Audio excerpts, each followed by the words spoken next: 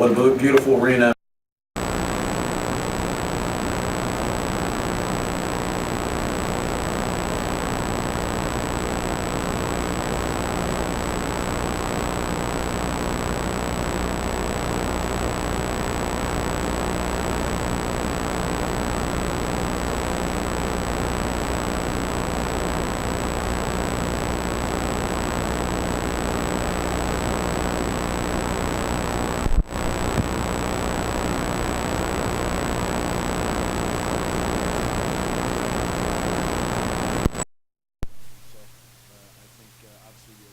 Loss for Clemson, and Coach Bonnell's did an unbelievable job with the team that people had picked down at the bottom, and they're really, really good.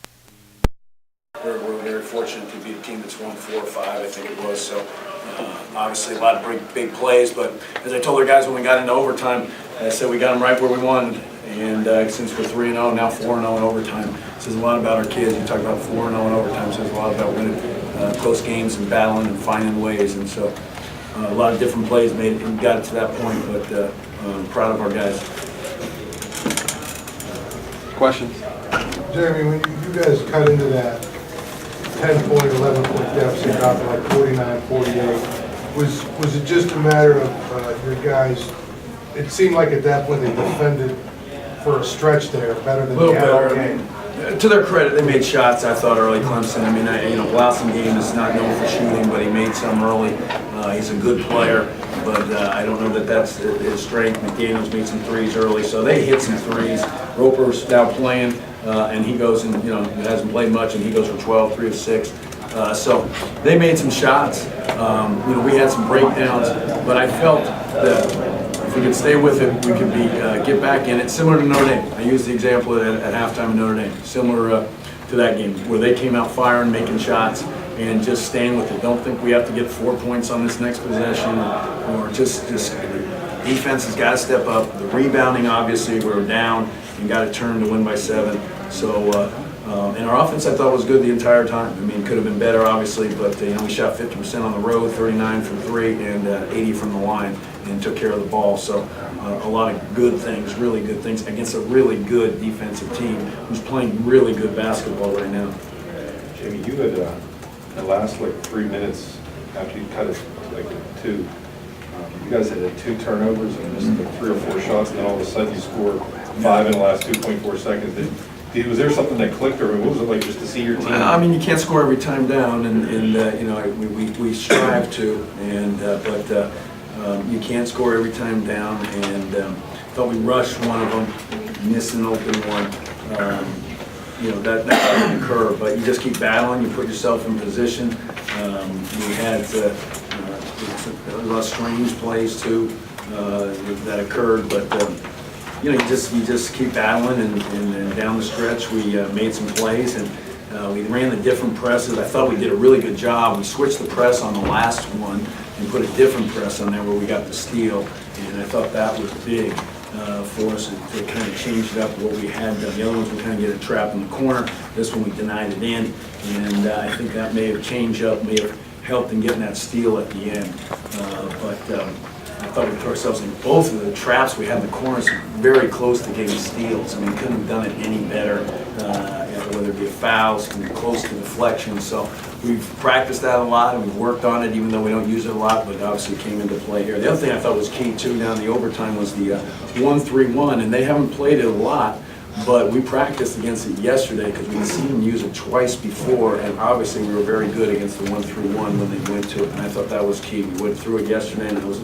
Again, they hadn't done it much, but we were prepared, knew exactly where to be, and Lamar was really good in the middle of the floor, getting catches and making plays out of it. James, speaking of Lamar, he looked like the last 15 minutes and into the overtime, he really kind of picked things up and really got you guys. Yeah, I mean, I just think he was patient, and that's something that I think we've been trying to work with him on, and when we've had some got into some situations, whether it be being down or tight games. I think we've talked about our team as being trying to be more patient offensively, and patient means a lot of different things. Whether it be waiting on a screen, waiting on a ball screen, waiting on a reversal, or getting a change to the other side. It means a lot of different things. It doesn't mean just holding the ball. and that's where a lot of people get confused outside our team, outside the game. But I think he really let things come to him and did a great job playing. And so, I thought he really, defensively, I thought he made some real impact on our team defense as well. At the end of regulation, a lengthy review and some sort of judgment call, how did the referees explain it to you? They said it was really close, but it was clear that it had left the hand, and I know they'd called it as a make, and so I don't know,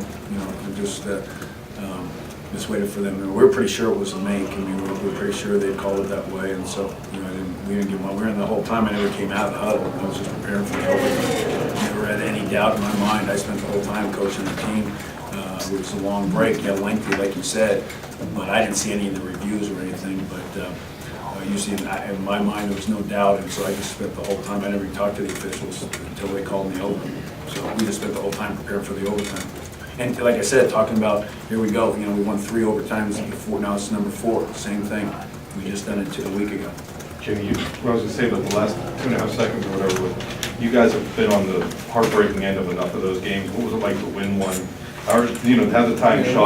We've won 4 overtime games now. I mean, we've won a lot of close games. I look at the scores in this league. I mean, it just seems like there's more and more close games than I said this the other day, that in every game, I looked at Clemson's games, the last 4, they've won 4 out of 5, but every game was close. And so it seems to me, in the many differences that we've seen in the ACC and the Big East, that there just seems to be more close games. I don't know if it's and across the board, not just ours. I mean, I went through before we came down there, and you look at it, the games this week, every one of them was within 5 points except one, and that's remarkable. And so it's just the way it's been. I mean, we see certain people just look at us and that game and that game. We look at the whole league. It just seems like there's so many close games decided down the stretch. And look at the scores from this past week. Every single one except one was a close game. It had to feel good that your shot was one year in the bubble. Well, I mean, I feel great for Josh Newkirk. His parents were right behind our bench. I went and gave him a hug right after the game, so that felt good. I mean, when you got a kind of character, great kid who's gotten better all year long, you feel good about him. You feel good for good people, and like I said, I thought the fans were terrific. I thought, obviously they gave you some ribbon and all different things, but I thought they were polite and unbelievably energetic, and what a great atmosphere. So, I think Clemson should be proud of their team and their fans and the atmosphere they created today. One more question. Anyone?